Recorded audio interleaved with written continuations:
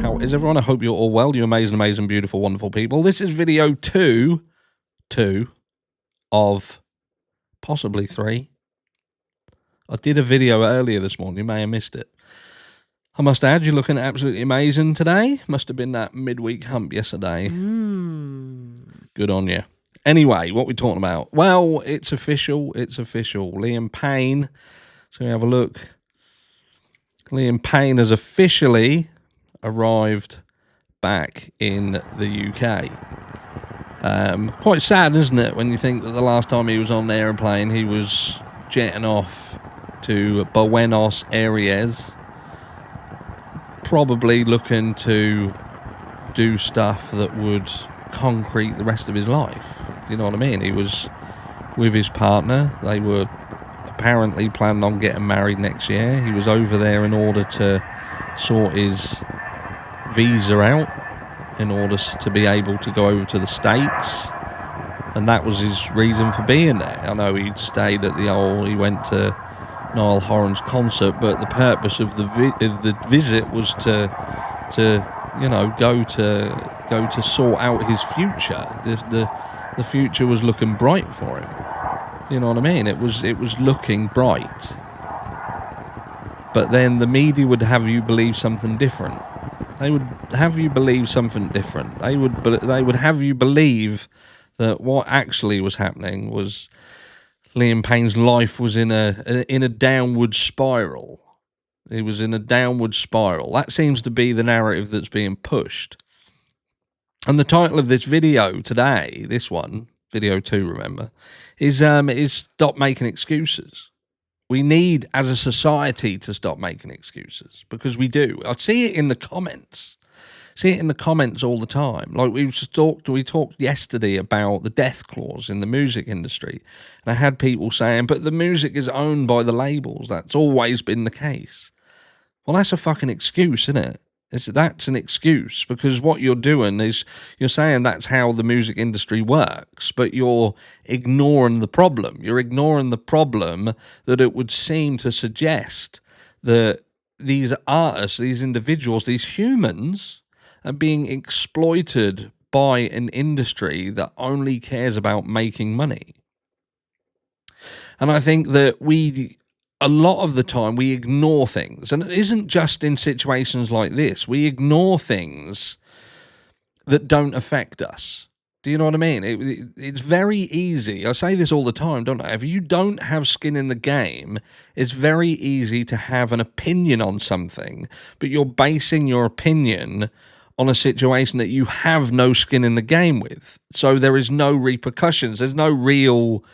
You haven't walked in the footsteps of people who have. Like we spoke briefly the other day about Brian Harvey. Now, some people love Brian Harvey, some people hate Brian Harvey, but you can't take away from Brian Harvey that he has walked in the shoes of people who have been inside this industry. He knows about the inside of this industry.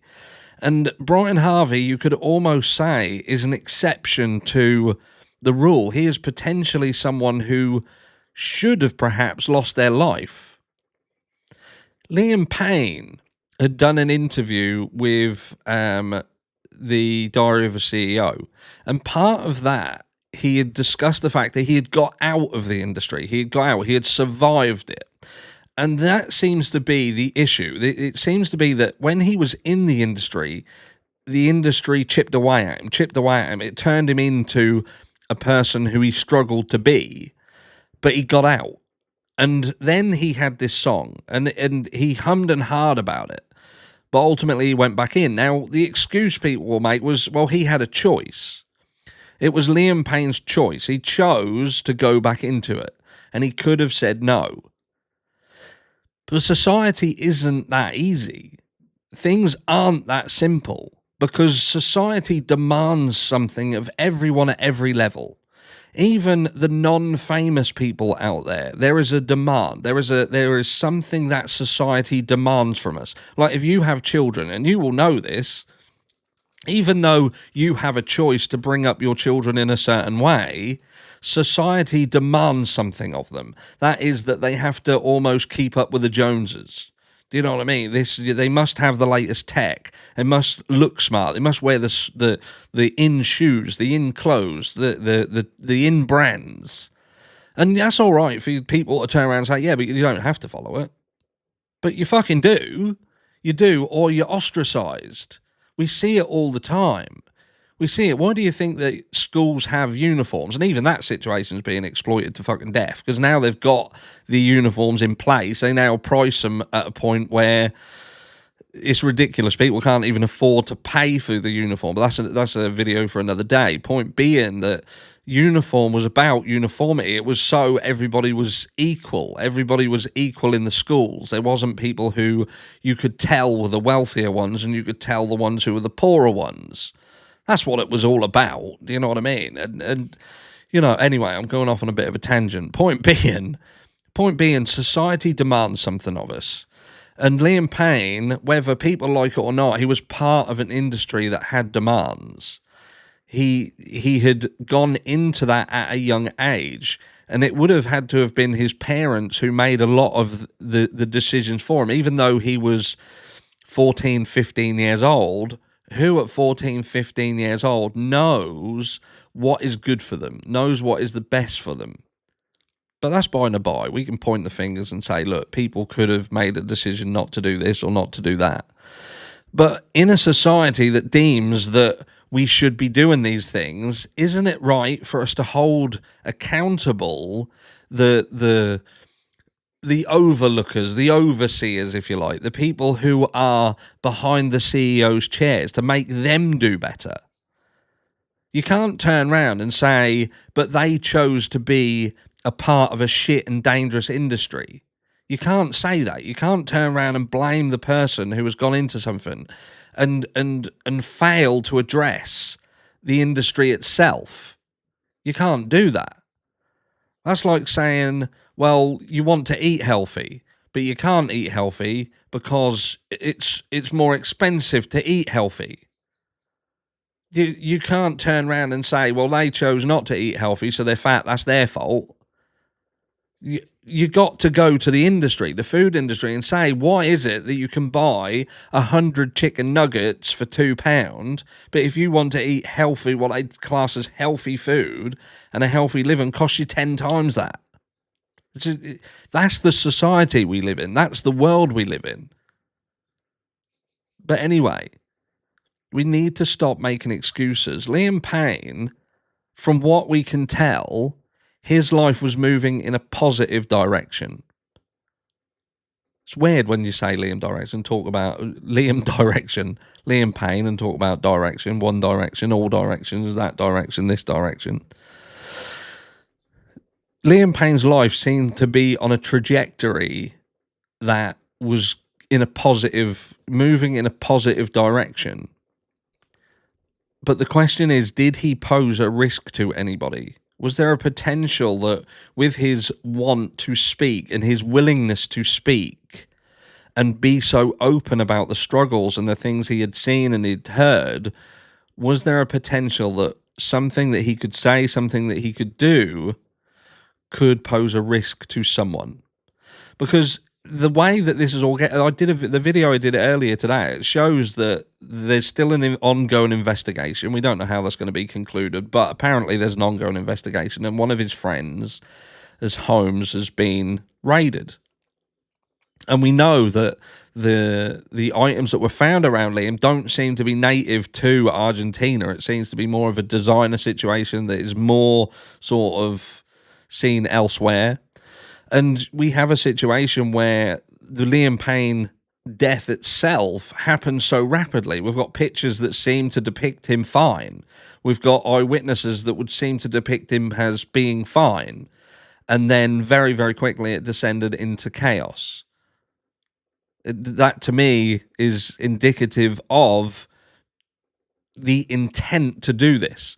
And it was utilizing his past as having issues as leverage towards being able to palm that off as that's why this happened. That's my thought process in this. It's very easy, and we see it constantly. We see it all the time. Elvis Presley, they push off that he was addicted to pain meds and things like this, but you make excuses for the fact, but who was giving him this? Who was doing it? Who was doing it to the individual? Do you know what I mean?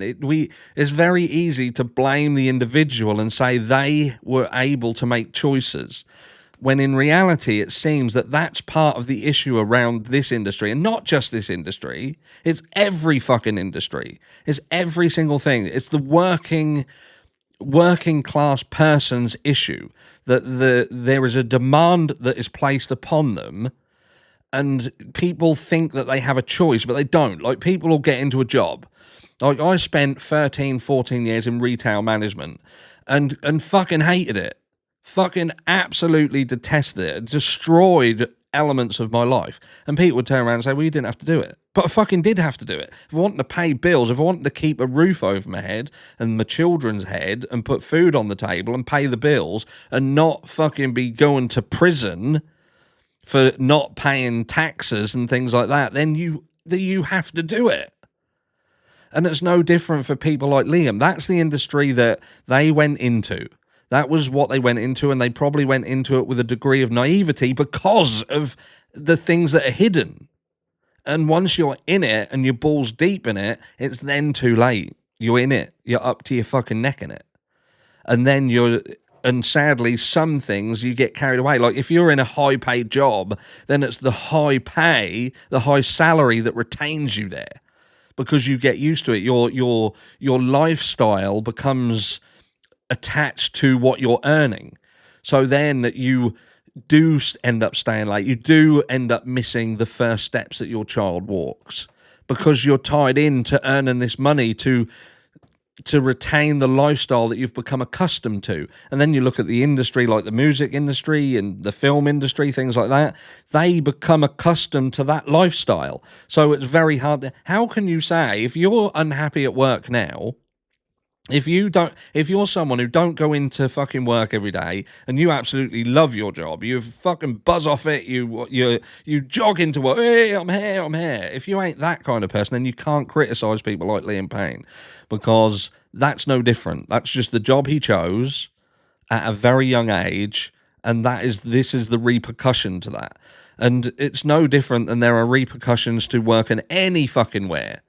It's just that this industry, there is a hell of a lot of money. There are some powerful people involved. This death clause thing that we touched on yesterday, even mafia and stuff like that involved in it. Cartels, powerful, dangerous people. We've got to stop making excuses and go to the root cause of the problems, not just blaming the individual and saying they had a choice, when in reality, people don't have a choice. I don't have a choice.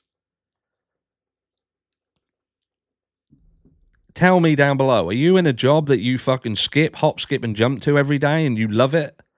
Or are you someone who goes into work and you fucking hate it? You hate it, or you tolerate it. And tell me why. Why do you tolerate it? Why do you go there if you hate it? And tell me it's not because you feel that you have no choice but to do it. Because what is the fucking alternative? And that's the problem. But in my opinion, this Liam Payne situation, the entire situation, to me, the biggest question of all is why a mainstream media, why a legacy media? And don't get me wrong, it's like I'm on here and I'll do a video and there's a rebuff to it. Do you know what I mean? I'll say something, I'll do something, and I can get criticised in the comments. You even get some situations, like we saw in the Jay Slater case, where Dan O'Keefe, and don't get me wrong, he fucking deserved it, but he brought up this video about there being a video of Jay Slater, and legacy media called him out over it.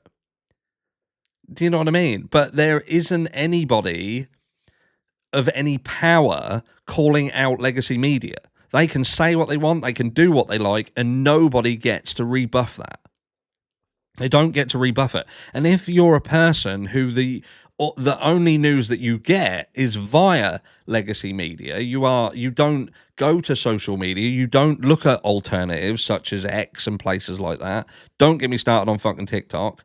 If you are somebody who uses TikTok as your reference for news, then you need your fucking head read, because that's borderline as bad as legacy media. But places like X, for instance, if you're just somebody who gets your news off of legacy media and you don't go anywhere else, then what perception of the world do you have? What perception of the world do you have? What do you think is going on? And look at how they've spanned the Liam Payne story. Look at it. Look how they've twisted it. Even in their own stories, that if you've got half a brain cell, you can see what they're trying to do. It's fucking wrong. It is wrong. It's wrong. But who's calling them out? Who's calling them out? Liam Payne, in my opinion, his life was on a positive trajectory, but he was somebody who had a willingness to discuss the issues that he had faced, the turbulent times that he'd had, and he was very likely to be able to point the finger at people.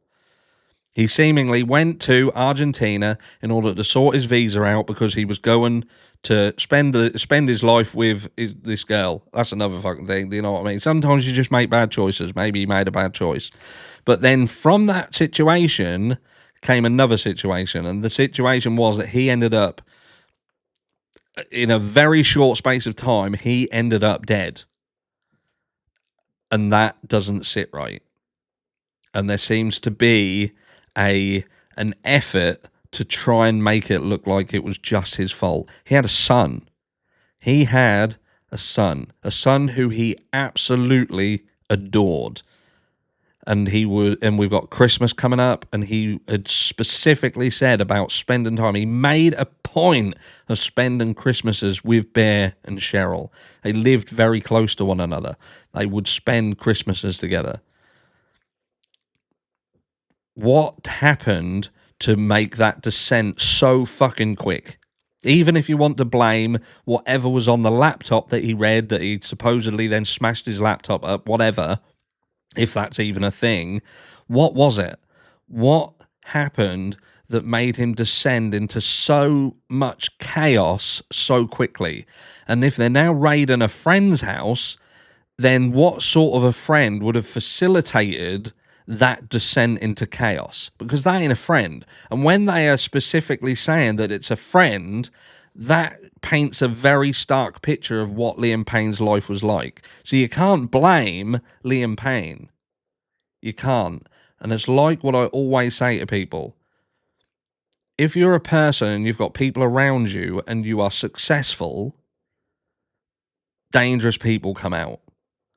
So always pay attention. And keep an eye on those who do not clap when you win. I'll catch you all in the next one.